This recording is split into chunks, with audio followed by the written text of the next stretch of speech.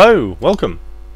So as you can see from the video title, I'm taking part in the Elite Dangerous beta, and I am super excited about this game. As the loading screen kicks in here, I'll talk a little bit more about why, and a bit of the history of the game and the series, and why I think Elite Dangerous is shaping up to be such a great game. So I actually played the original version of Elite way back when on the BBC Micro. And in a word, it was epic. It was the first game with real-time 3D graphics, and it gave players the chance to freely explore the space and environment they were in a way that no other game had done before. So I've gone ahead, I've bought the beta, I've set up my commander name using the support site. I've also set up a group, so if you wanted to add me in-game, it's Commander Blocks. So you just add me under Blocks, and then I think you can just join this group. I've set it up to easy join, so make that nice and easy. If you want to jump on in, feel free. We will go ahead right away now and head through to the open online play. Actually, we'll just clear the save first. I have put in about, I don't know, maybe 2 hours of play. So I've kind of got a handle for the ship, decided what control system I want to use for right now. Let's jump in.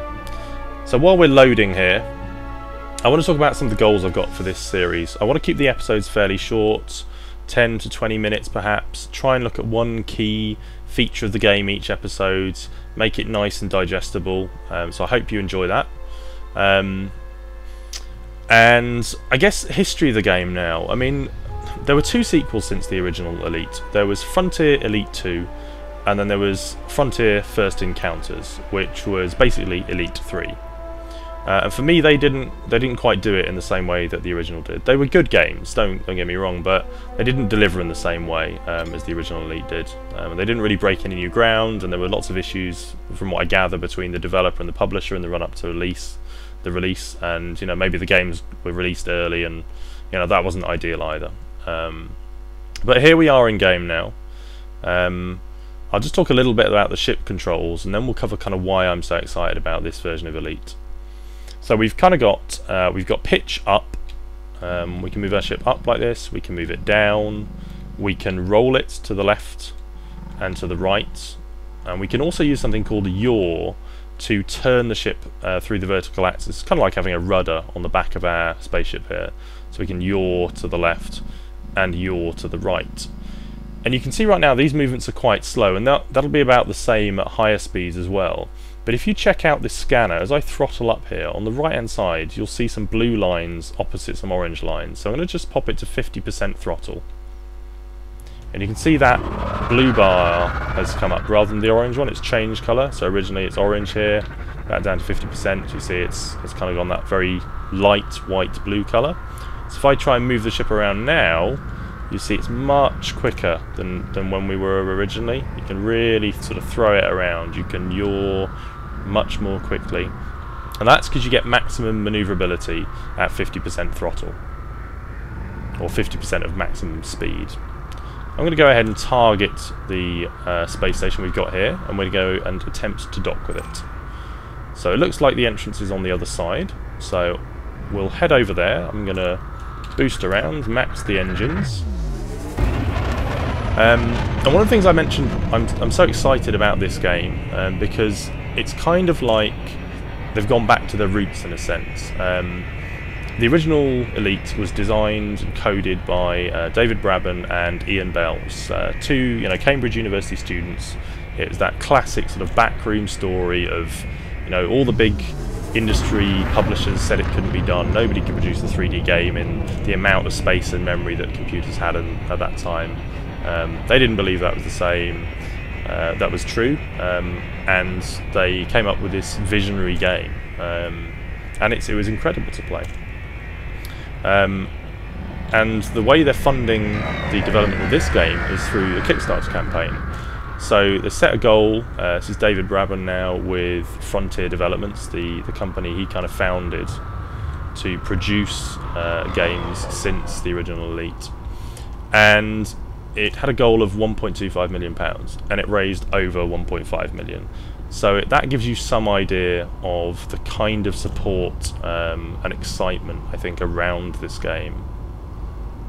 You know, it was original when it came out, and it was incredibly immersive. Elite, it defined a new way of thinking about games, and like I mentioned before, it respected players enough to give them a freer choice in the way that they experience games. Before, you were very much restricted to a 2D space, and you moved a character around, and it was 3 lives and 10,000 points, you got another life, and that was kind of it. And it founded an entire industry of computer games in the UK. It put Britain amongst some of the biggest and highest quality producers of computer games in the world. Almost messed that up. Classic. I did this the first time I played the game, actually. I almost did it again today. So we got a trespass warning there, you see. What you have to do when you're docking is make sure that you go through to contacts here and request docking. Request granted. There we go, we've got a request granted, right, so we can fly it in now. So request is granted, no problem. We're going to go to landing pad 1. That's hilarious. When you're kind of recording like this, you can really easily forget stuff like that. The first time I played the game, I spawned outside Azaman City just like that. Bowled in, I was like, yeah, we're going to go ahead, dock with the station, went straight in, and of course the space station shot me up, because you have to tell them that you want to dock these days, and you never had to do that in the original. So yeah, that was a bit of a surprise for me when I got inside the station. I got to about here, heading for the landing pad, and then they started shooting at me. I was not happy. So I just set throttle to 25%. We're going to take it down a little bit. I'll talk a little bit about some of the other thrust controls we've got here. Let's drop it back. We'll pop our landing gear down, because we need to do that. Then a little bit of lateral right thrust there.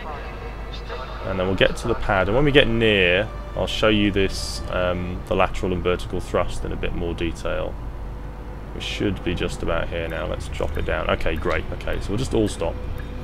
Right, so you can see here our ship and the landing pad beneath us, so we can kind of roll left and right. You can see the orientation. We've also got left and right lateral thrust now, and we can thrust downwards and upwards as well. So you've got kind of vertical and lateral thrust, like I mentioned. So we're just going to use that to land this time. We have got a little bit of forward motion here. Going to drop it down, and this is quite an easy way to land to start off with. You may want to do this. You can do the sort of sharper, snappier, fly-in, kind of classic, aeroplane approach down to the pad, and then we land and we're in.